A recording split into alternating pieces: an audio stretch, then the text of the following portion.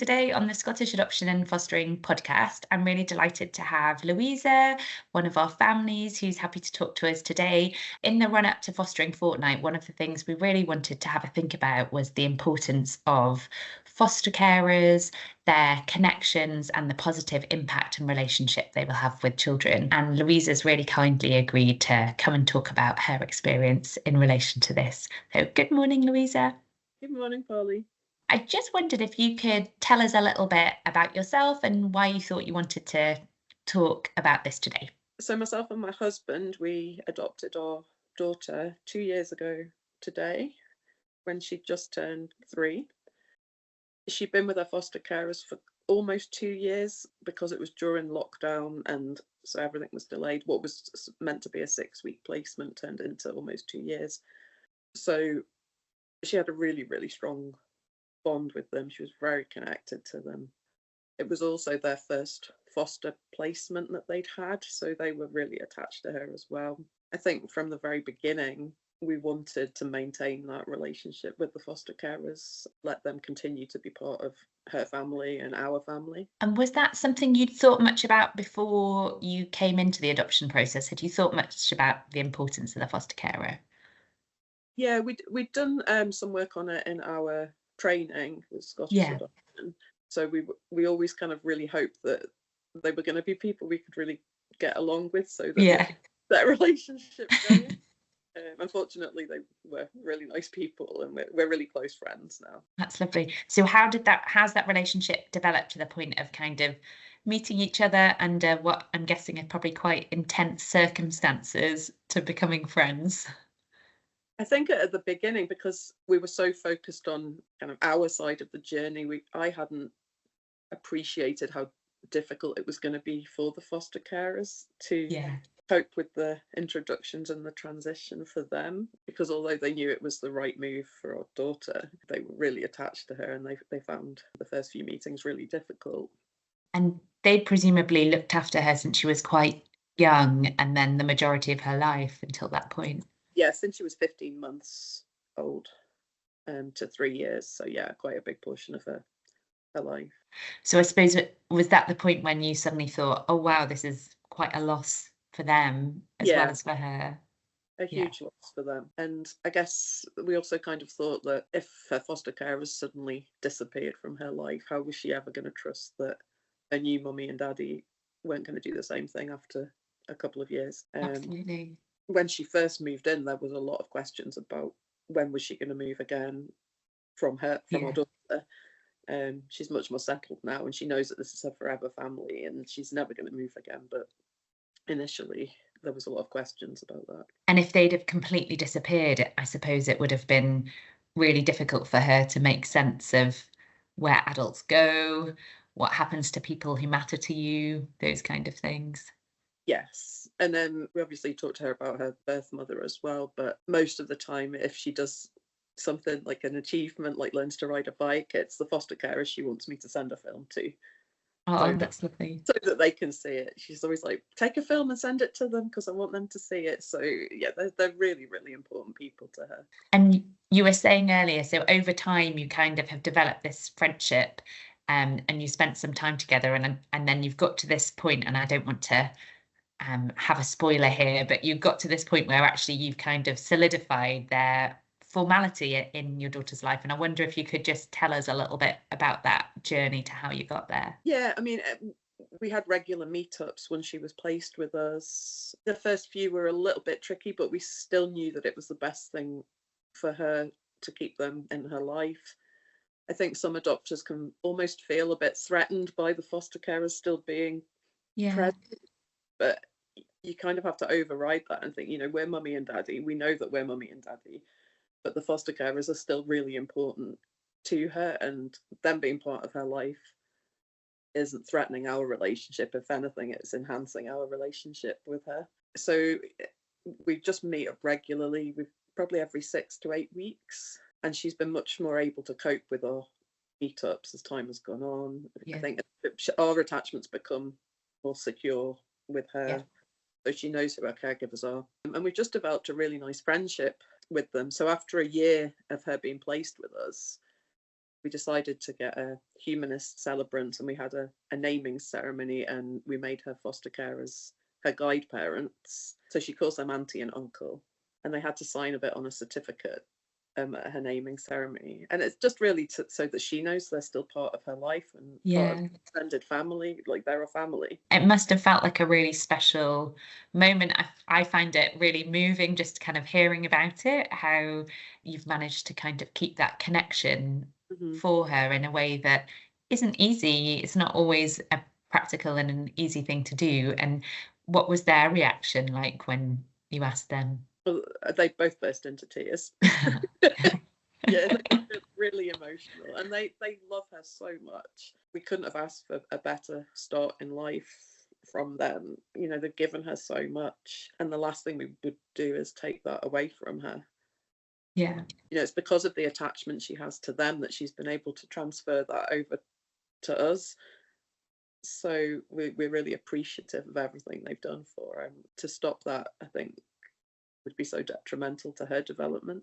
And were there any times along the way where you were kind of not tempted to stop it, but finding it really difficult or wondered whether it was the right thing? Yeah, the first few meetups after she'd been placed with us were really difficult because we'd been taught as her new family that we need to do all the caregiving tasks, Yeah, but she still wanted her foster mum to do I them when do. we were with her because she'd been with them much longer than she'd been Yeah, with us.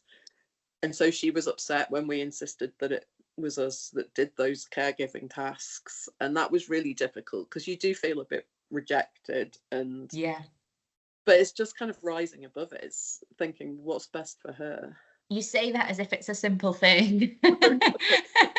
And I'm just thinking emotionally, the power of you're trying desperately to form that new relationship. It's really, it matters so much, doesn't it? It's so meaningful to you.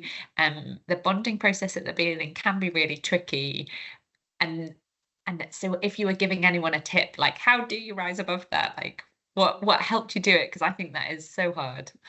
Well, we spoke to our social workers and she kind of reassured us that it was absolutely normal for her Yeah, to go to the people that she knew the most best. well at Yeah. the time. But yes, I think just thinking about the longer term plan for her.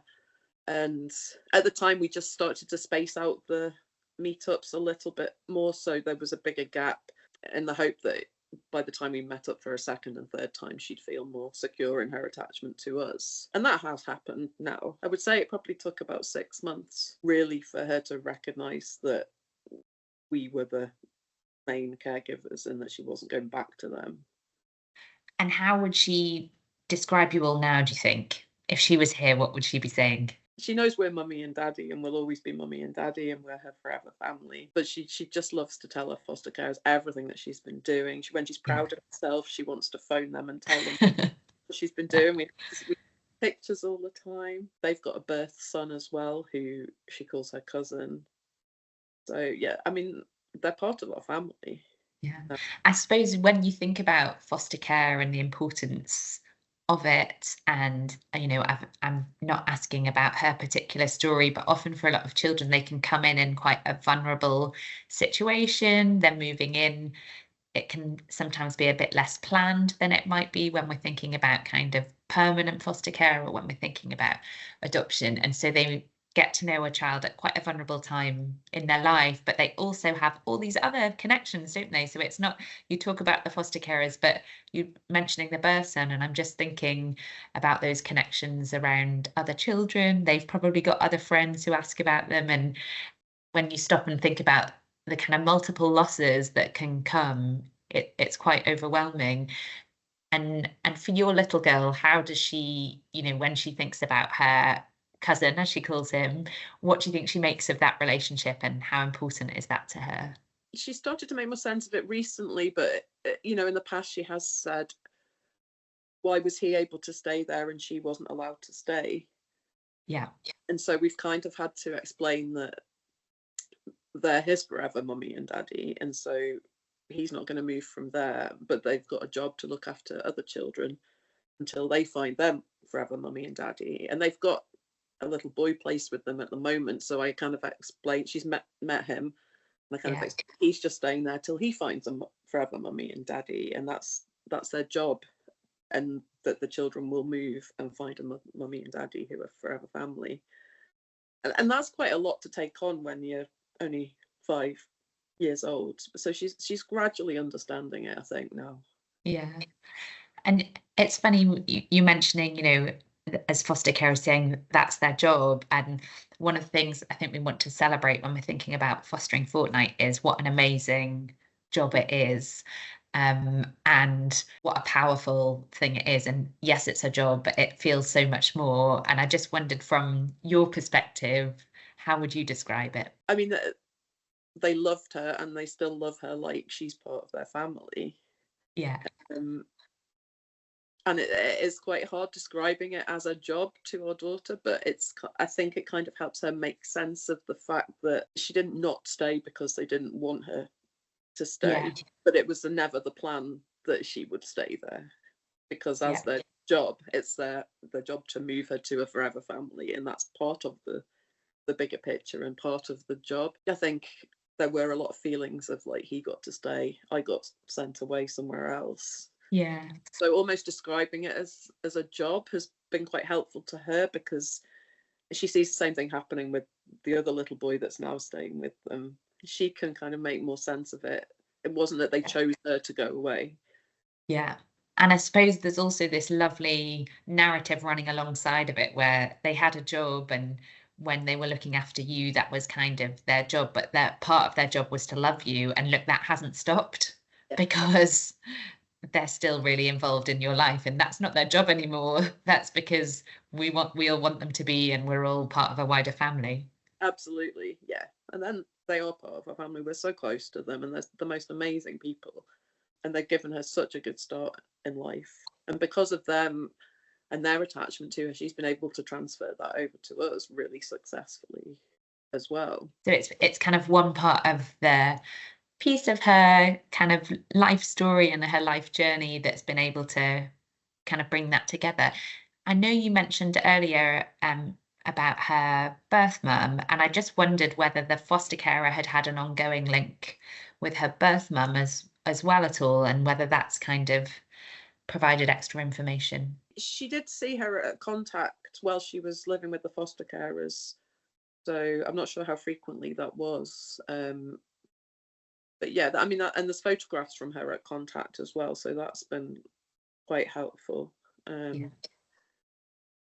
But in terms of her important relationships, she'll talk about the foster carers Yeah. a lot And more. and her memories are kind of associated very much with that Yeah, they're all period associated with the foster of her carers. life. Yeah, I suppose I was thinking a little bit around that link, that there's another link for when she's exploring her identity and she's thinking more about those questions. There's another set of trustworthy, kind yeah, adults who've been involved in her kind of growing up, who also have some knowledge that she'll be able to draw on. yes. Because the foster carers have met birth mum. Yeah. The foster carers also looked after her older sister as well for a time. Okay. There's that link. We see her siblings regularly anyway, so she has Yeah. that ongoing relationship with them. But it's another shared reference point for her, isn't it? That, there's someone who's looked after her older sibling as well as her. There's someone who's kind of had that experience of both, who she still has in her life. Yeah, and it's really important as well when she asks, like, what was I like when I left my tummy mummy, she calls her. And Uh-huh. so obviously we can then phone the foster carers and ask them to Ask those say questions. what she was like when she was first placed there, and Yeah. that's really important that they're able to do that for her. Yeah. Fill in those gaps and help support her with that. And in terms of, you've talked about how important they are to her and this amazing thing that they've done in terms of making her feel secure and safe and settled, and therefore being able to trust other adults and move that trust over to you and form that kind of secure relationship with you. But on a kind of adult to adult level, what's that dynamic been like? How important has it been to you as adults? Really important. I mean, her foster mum, I can just ask her any questions about anything, however ridiculous. Yeah. Not so much now, but when she first moved in, I'd be like, "Help! Is this normal? What do I do about this?" All sorts of questions about eating, sleeping, everything. And it was never too silly a question, and she would always reassure me.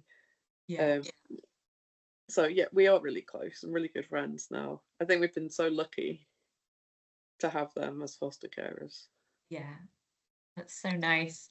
And when you think about fostering in general, if someone was going to say to you, what do you think are the most important things in qualities, strengths in a foster carer, what would you say? What is it about these people that you think has been so special? I think their ability to love and care for her, but also the fact that they've been able to see the bigger picture and continue to support her, even though she's our daughter now.